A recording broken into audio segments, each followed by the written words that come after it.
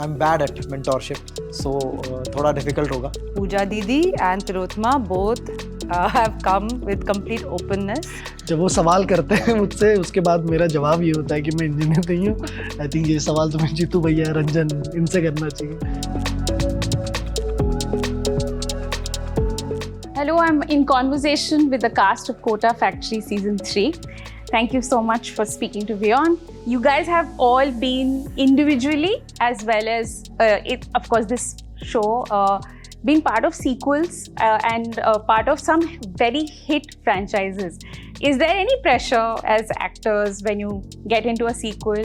As an actor हम पे pressure नहीं होता है, बट हाँ एज अ सीरीज हम चाहते हैं कि लाइक जैसे सीज़न 1 के बाद, सीज़न 1 पे हम में कोई प्रेशर नहीं था, पर सीज़न 2 के लिए हम पे थोड़ा प्रेशर आया कि यार जो सीज़न 1 में हुआ है, हम चाहते हैं कि थोड़ी जर्नी आगे बढ़े, लोगों को और अच्छा लगे और रिस्पॉन्स और अच्छा हो. तो वो थोड़ा प्रेशर था सीज़न 2 पे. बट सीज़न 3 में क्योंकि डायरेक्टर पे हमारे ज़्यादा प्रेशर था, क्योंकि सीज़न 2 के और सीज़न 1 के जो डायरेक्टर थे वो राघव सुब्बू थे, और फिर प्रतीश ऑन बोर्ड आए सीज़न 3 के लिए.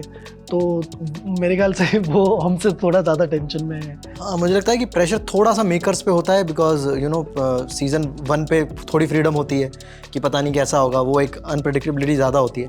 तो वो जब इतना ज़्यादा लोगों को उस पर प्यार मिल जाता है, तो फिर थोड़ी रिस्पॉन्सिबिलिटी आ जाती है कि उस उस फ्लो में ना बहें, रादर स्टोरी पे स्टिक करें, जो एक्चुअल स्टोरी वो लोग बताना चाहते हैं, या जिस तरीके से वो कहानी होनी चाहिए थी, जैसा सीज़न 1 में सोचा होगा उस तरीके से वो कहानी जाए. उससे बिल्कुल भी रिस्पॉन्स को लेके थोड़ा कहानी इधर उधर ना करें. तो वो रिस्पॉन्सिबिलिटी आ जाती है राइटर्स पे, तो उन पे ज़रूर प्रेशर आता होगा. एक्टर्स पे एज एन एक्टर मुझे लगता है कि मुझे सीज़न 1 में बहुत प्रेशर था कि वो पता नहीं कैसा कैरेक्टर होगा, कैसा दिखेगा, कैसा बात करेगा. एंड ऑफ कोर्स वो उसकी जर्नी होती है कि वो कैसे एक्सप्लोर करेगा चीज़ों को, कैसे वो सीन्स परफॉर्म करेगा. तो मोटा काम मुझे लगता है कि सीज़न 1 में एक्टर का हो जाता है. You joined in this season, and did you watch Kota Factory before? And was there a certain kind of mindset that when you came on the sets? So it was a tabula rasa, like nothing, and also I have never been a part of I've never done a season 2 of anything. Compared to both of them, I'm a fresher, when it comes to OTT. So I have either done a season 1 of something or I have been part of the season 2 of Delhi Crime, for instance, or Last Stories, and now season 3 for Kota. But so I have personally never felt the pressure because I've never even experienced it. I don't know what it is to do more than one season of anything. Pooja Didi and Tilottama both have come with complete openness. The success of the show is phenomenal, of course.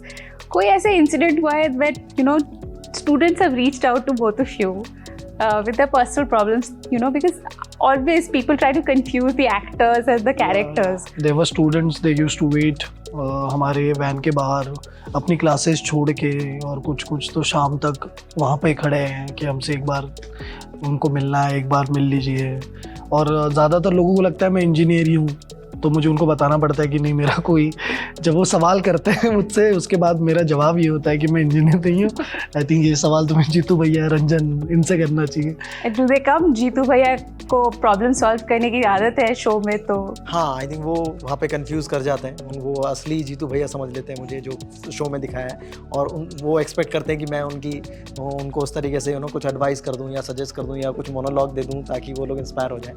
But फिर मुझे समझाना पड़ता है उन्हें कि मैं actor हूँ और मैं भी इन चीज़ों से दूर आ चुका हूँ, और actually I am bad at mentorship, so थोड़ा डिफिकल्ट होगा. You go back in time, TVF के साथ बहुत लंबा एसोसिएशन है, and pictures came out at a time when there were no web series at all. India was very new to the concept of web series. तो क्या briefing दी थी? मतलब was it like a TV serial है कर रहे हैं? What was the brief given? if you can recall? मुझे तब नहीं समझ में आता था जब वो 10-10 मिनट के हम लोग वीडियोस बनाते थे जिनको स्केचेस बोलते थे, वो मेरे लिए बहुत नया था कि ये कौन सा एंटरटेनमेंट मीडियम है जहाँ पे हम 10 मिनट में कोई ट्रेंडी टॉपिक उठाते हैं, उस पर कुछ कहानी बोलते हैं और ऐसे कैरेक्टर्स परफॉर्म करते हैं जो ऑलरेडी एग्जिस्ट करते हैं, ठीक है, उनको इमिटेट करते हैं और वो इतना पॉपुलर हो रहा है। तो वो स्पेस मुझे बिल्कुल भी नहीं समझ में आता था। मेरा हमेशा से था कि कब हम लॉन्ग फॉर्मेट वाली स्टोरीज बोलेंगे, कब ऐसा ह्यूमन स्टोरी लेके उठा के उन पर बात करेंगे। सो उस टाइम पे स्टार्टअप जस्ट ग्रो कर रहा था और वो ट्रेंडी था, तो उस पे एक लॉन्ग फॉर्मेट वाली, क्योंकि उसमें स्टार्टअप में जब भी कोई घुसता है तो उसमें एक ह्यूमन इमोशन इन्वॉल्व होता है, तो उस पे हमने ड्रामा बनाने का जब सोचा तो मैं काफ़ी खुश था। ऑफ कोर्स मैं बहुत बुरा कोडर रहा हूँ, अपनी जर्नी में फेल हुआ था जब वो सब्जेक्ट पहली बार पढ़ा था मैंने, और बहुत डिफिकल्ट सब्जेक्ट लगता है मुझे। Do you feel that there is better writing happening on OTT? And this is for all three of you, because all of you are part of very successful shows on OTT. हाँ, अभी एक नई चीज़ मुझे पता चली, वो TV plus हो गया है कुछ शोज़ अब। तो हम लोग बहुत खुश थे एज एन एक्टर कि OTT एक हमको ऐसा प्लेटफॉर्म मिला है जहाँ पे जो चीज़ें हम सिनेमा में नहीं कर पा रहे थे या TV पे नहीं कर पा रहे थे, वो अब फाइनली OTT पे हो रही है। क्योंकि राइटिंग है ना, बहुत इम्पोर्टेंट एस्पेक्ट है किसी भी चीज़ का, और ये बहुत स्ट्रॉन्ग बेस जो आपका होता है तब आप फिर अच्छी बिल्डिंग बना सकते हो ऊपर। तो वो राइटिंग को हमारे यहाँ बहुत ऐसे ही कर देते हैं, हाँ कुछ भी लिख लो, अच्छे एक्टर्स ले आओ, ये कर देंगे। वो फॉर्मूला मुझे नहीं समझ आता कि अच्छे एक्टर्स ले आओ और कुछ कर देंगे। वो एक बार तुक्का आपका लग सकता है या 2 बार लग सकता है, वो हर बार नहीं लग सकता। To make any generalization, because is it good? Can it be better? Like, come on. If it can't be better, then what? We have peaked.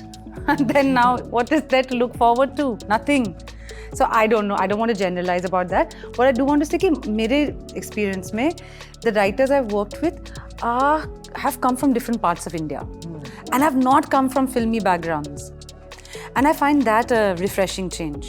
Is OTT now a bit crowded space, considering अब वो shelf life का concept नहीं रहा for actors?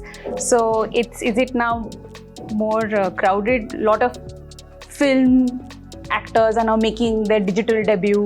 Which is fine, मतलब उसमें problem क्या है? मतलब जो लोग काम करना चाहते हैं और उनके लिए एक ऐसा स्पेस मिला, मुझे लगता है कि ये तो कंटिन्यू होना पड़ेगा, मतलब और ज़रूरी है, तभी हम बहुत अलग तरह की कहानी देख पाएंगे। अच्छा बुरा इज़ वेरी सब्जेक्टिव। जो जिस तरह से एक आर्टिस्ट की मेहनत होती है वो कंटिन्यू होना बहुत ज़रूरी है, जिस तरह से वो लोग अपना कहानी पे मेहनत करते हैं, वो सारी चीज़ें कट आउट नहीं होनी चाहिए।